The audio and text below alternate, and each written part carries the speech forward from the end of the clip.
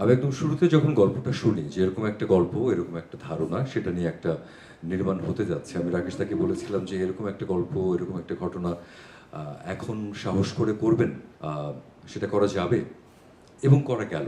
এবং আমরা শুটিংয়ে সবাই নেমে গেলাম, সবাই একসঙ্গে কাজ করা শুরু করলাম।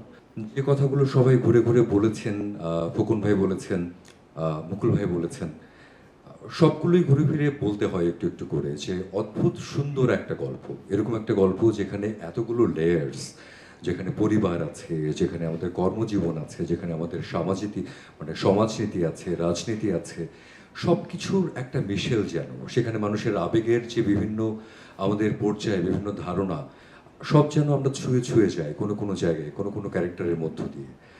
এটা একটা অদ্ভুত একটা জার্নি। এবং সবচেয়ে বড় আমার জন্য আনন্দের যেটা, যে কারণে আমি খুব বেশি আহ, মুখিয়ে থাকি যে শুটিং আবার কখন হবে, যে আমার পাশে যে মানুষগুলো বসে আছেন এবং যারা আজকে আসতে পারেননি, যারা এই নাটকের সঙ্গে যুক্ত আছেন, এই শিল্পীদের সঙ্গে কাজ করার সুযোগটা আমার কাছে মনে হয় যে এটা একটা অন্যরকম প্রাপ্তি আমার জন্য।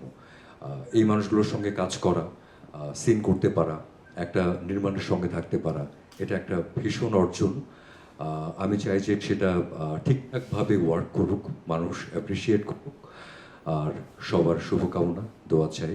রাকেশদার সঙ্গে কাজ করার একটা অন্যরকম আনন্দ আছে যে রাকেশদা ডায়ালগস থেকে শুরু করে এই ধরনের গল্প কিভাবে ডিল করা যায়, সেটা হয়তো এমনিতেই খুব ভালো বোঝেন।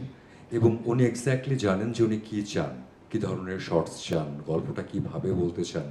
তো সেভাবে কাজ করার একটা অন্যরকম আনন্দও আছে।